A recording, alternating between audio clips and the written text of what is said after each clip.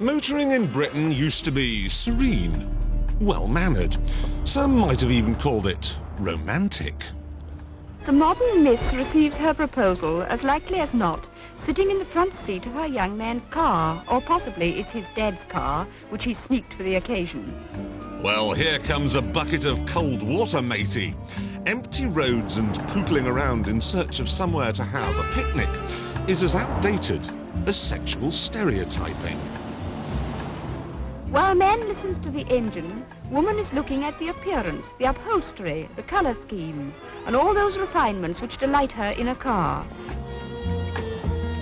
But don't for 1 minute think that because the Brill cream has gone out of motoring along with the romance, that Britain's love affair with the car is over.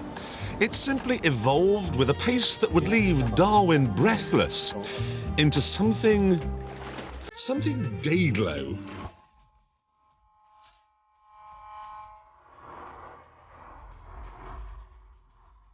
The latest trend to sweep the nation is the cruise. You and a couple of thousand of your closest friends paint your cars scarlet, add lights from a 747 and head off to a car park somewhere.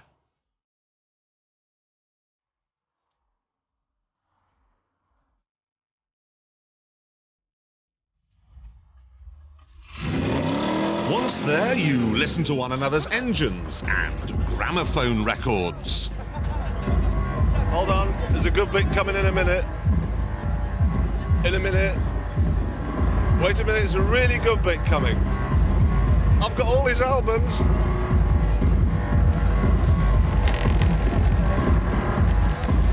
I'm so old.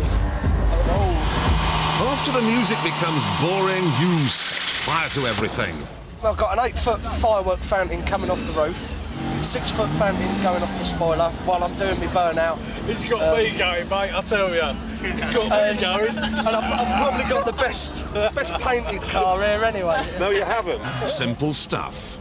The extraordinary thing is, though, that our love affair with the car is so resilient. I mean, it's managed to survive the complete decimation of our car industry. In this, the 100th year of car production in Britain, we look around to find that pretty well every single great name is gone.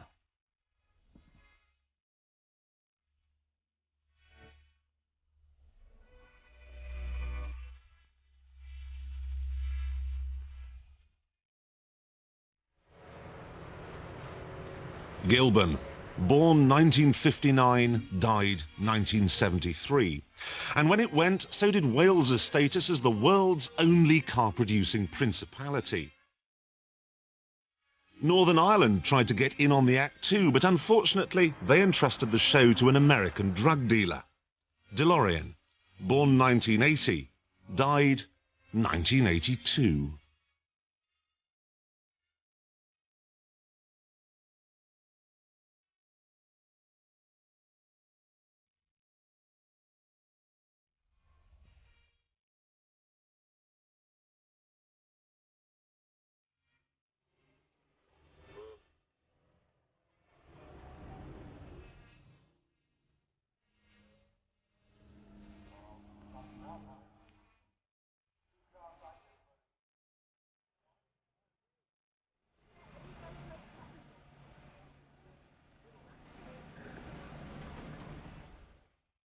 One of the oldest car names in Britain, AC, was revived just before Christmas by a bunch of Americans. Jaguar too is now owned by the Americans, and so is Aston Martin. Rover was snaffled up by the Germans, and in November, Lotus became Malaysian. So what on earth went wrong here? Whilst I accept that the trade unions would have to accept some responsibility, the major responsibility was management, who took all the policy decisions, which the trade unions had got no control over, and they stood or fell by those decisions. Unfortunately, they fell. I think that you can attribute blame equally among them. I mean, the politicians interfered in the running of an industry which they should never have got involved in. The management were incompetent, and the unions were venal and stupid, and the inevitable eventually came about. Well, it was a failure to respect manufacture, a failure to invest in manufacture, a failure to recognise that people who create wealth are those who do the actual work. It's not just what government did, it's not just what the unions did. It's not just that the unions didn't control their shop stewards. It is also because managers had a duty to manage and they weren't doing it. That is a big part of the problem. I think everyone is to blame. Everyone and everything. I mean, British Leyland had the Marina and the Allegro, two awful cars from the same company competing against each other. That's idiotic. The Marina was intended for the fleet market, was what we wanted. The Allegro, which I always thought was a rather nice car, you motoring experts who know everything slammed it because you said it didn't look very nice. I still think it's quite a nice car today, actually. It was a disaster from the start, the Allegro, and it had all sorts of faults, not least of all leakages which were horrendous, and the design was wrong, but that was what we had to make. And we got a philosophy, particularly under Stokes, that we did all our testing after we sold them on the roads. The customers did it for us. You've been used by the management in the most cynical way. More crazy still, in the first 6 months of Michael Edwards' reign, there were 357 stoppages at Longbridge alone. People only ever went to work, to sleep, or nick things. I mean, you could get anything for any car in Birmingham, you know, for the price of a pint. But the wonderful thing about it, I remember when we moved there in '77, we went house hunting. We eventually bought a house from a guy who worked at the Castle Bromwich paint factory. And the house was painted British Racing green. There was an Allegro tobacco living room and an aquamarine metallic Montego silver bathroom. It was just everything in there had been nicked out of the paint shop. Britain's wheeled past is now preserved in Aspic at the Heritage Motor Centre. But here in the grounds we find a rare thing, a British car that has escaped the attention of Mr. G. Reaper. The very fabulous Reliant Rialto is in many ways like the Busby. Impractical, a bit daft perhaps, but an important part of Britain's cultural history. It, of course, isn't our only representative on the world scene. Slightly further up the scale, there's the Bentley Continental T. And then, right at the top, the new Rolls-Royce Silver Dawn. In between, though, there's an army of sports cars, headed up, I guess, by TVR and Morgan. And when I say army, I don't mean Captain Mannering and the Home Guard. I mean a fighting force like you simply wouldn't believe. Every single car you see here is made in Britain by a British-owned company.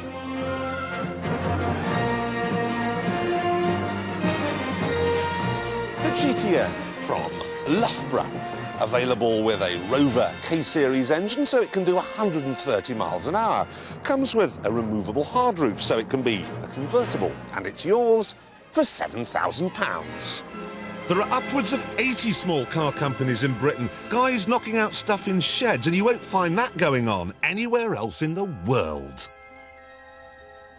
The Dakar here from Wilmington in Kent was used by Annika Rice. Should really have been called the Annie car.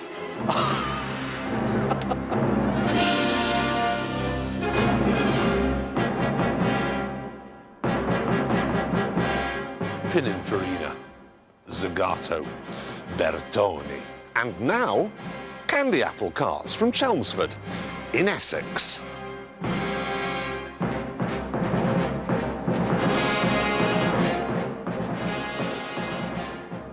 Now you're thinking, oh dear Clarkson, this time you've really blown it. Those are Lancia Stratos's, Italian cars from the 70s. No, they aren't. They were built last week in Tunbridge Wells.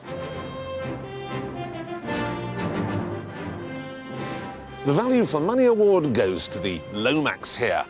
When the body on your 2CV is rusted away, simply chop it off and replace it with one of these. Total cost for the entire car you see here, £3,500. This one is a real sweetie. It's called the Royale and there's 1930 style, but underneath it's a Ford Granada. Anti-lock brakes, fuel injection, power steering, power windows. If you call the factory in Preston, they'll build one for you. Really rather nicely, for £18,000. You must also remember that this, the McLaren F1, the fastest road car in the world, also comes from Britain's cottage car industry.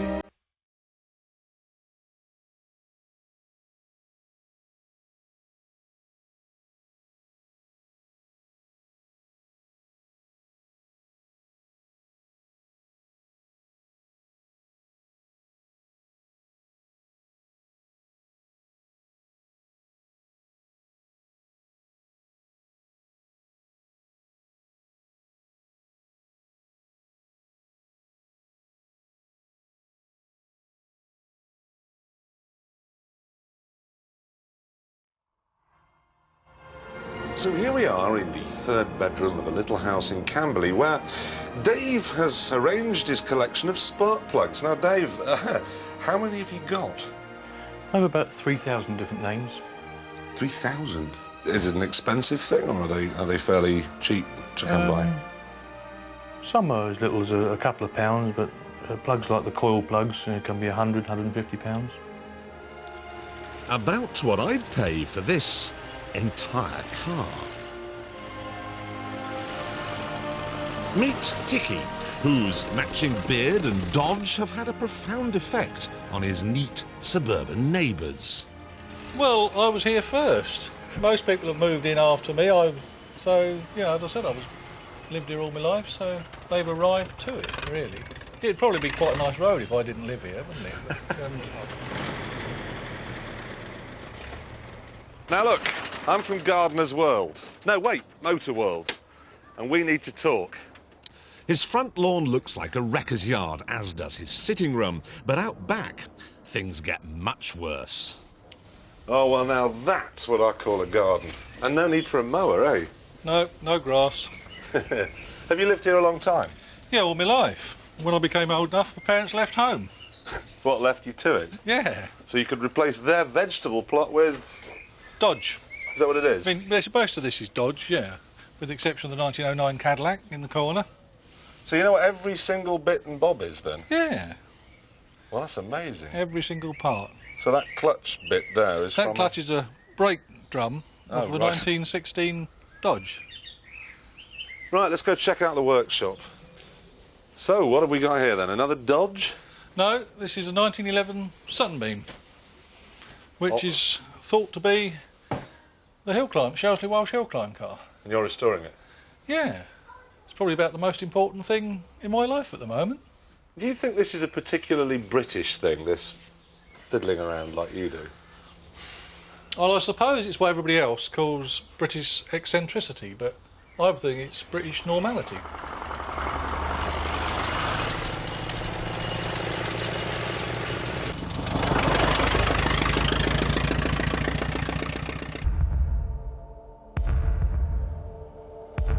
Now, in Germany, talented engineers can work for Porsche or BMW. In Italy, there's Fiat. And in America, there's GM and Ford and Chrysler. But here, with no car industry left, talented engineers have only one option: motor racing. Unsurprisingly, it's a sport we totally dominate. I think our most talented people are working on racing cars. A designer can have something on the drawing board and made within a week. I've heard it said from engineers who come to work at Williams that they could have worked for British Aerospace, they could have been working on a bit that goes in an aeroplane that they wouldn't see for 10 years. And then there's no job satisfaction in that for them. So motor racing gives a lot of job satisfaction to creative people. We're an island race. The motor car is part of our life, has been for quite a few decades. And I think it's because the industry has grown so much in the UK in the last 30 or 40 years. Any young person who wants to race, whether it's go-karts or touring cars or the lower category of Formula cars, he finds it quite easy. Nothing on the planet is quite so Italian as a blood-red Ferrari racing car. Well, in fact, the current F1 cars were actually designed in Guildford by this man, John Barnard. I wonder what the Italian fan would think if he knew.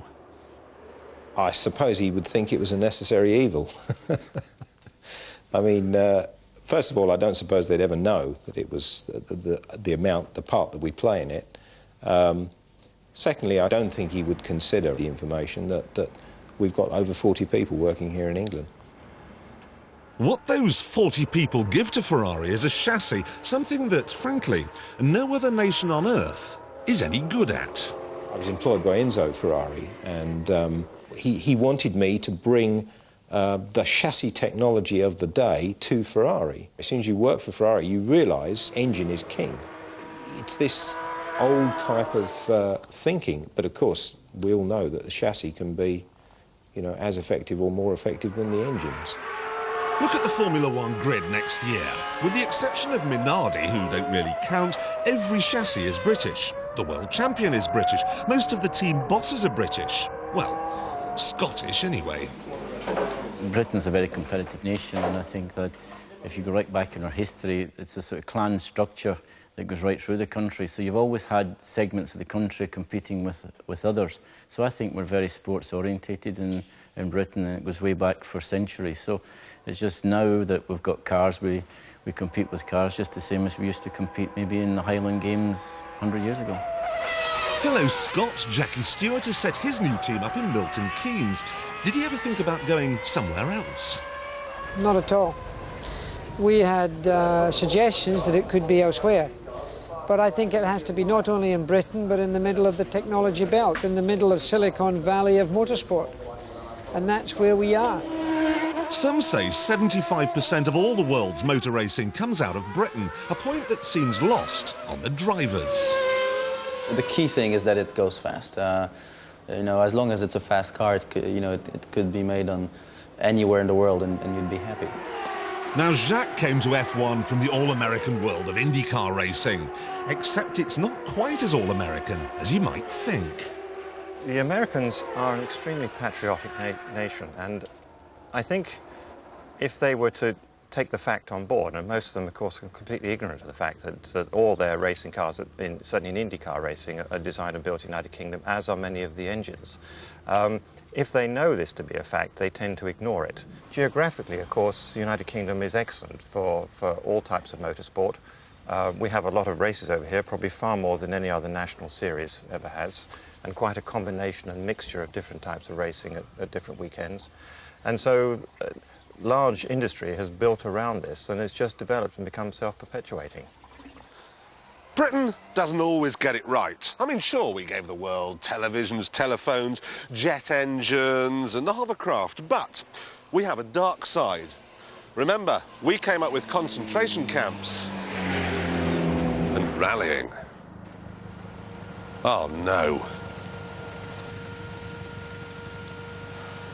This is the hugely successful Mitsubishi Lancer rally car, made in Japan.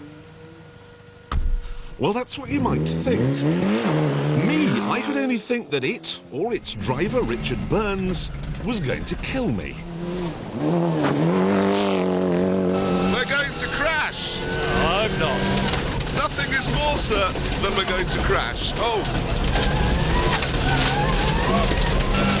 Is this really necessary?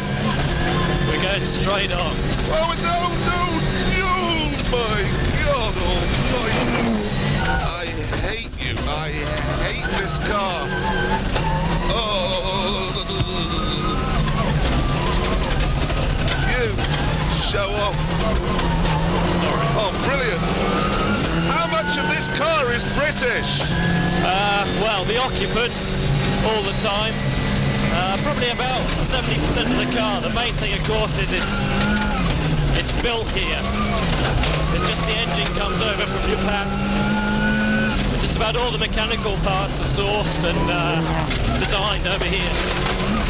So there's some little bloke in a shed somewhere making that gear linkage. Well, I hope it's not a little shed. I hope it's a reasonably big shed. But yeah, I mean, there's lots of different source parts on this car that will have come from small companies all around the UK. And hopefully the brakes as well. The brakes are British. And everybody's keen to get involved and everybody's keen to get things done quickly. Are we nearly back yet? Yeah. You'll be glad to know.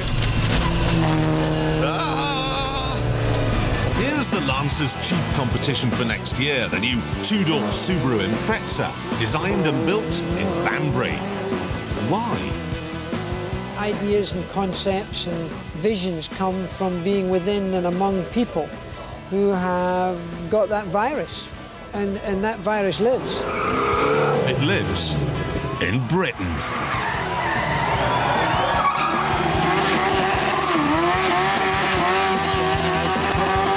The youth of today likes nothing more than coming out of an evening with its wheels, giving it large respect, kicking. Am I crazy? Everyone says I am. Because, I mean, at Stafford I was taking the car up to 80 miles an hour on the spot.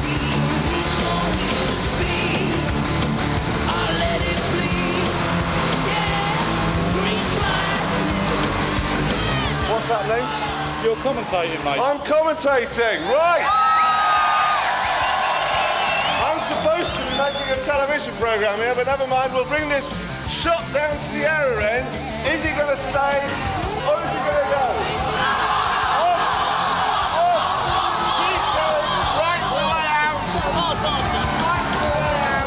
What happens here is they bring the car in and the crowd decides whether it stays or goes. Off! Off you go! Horrible,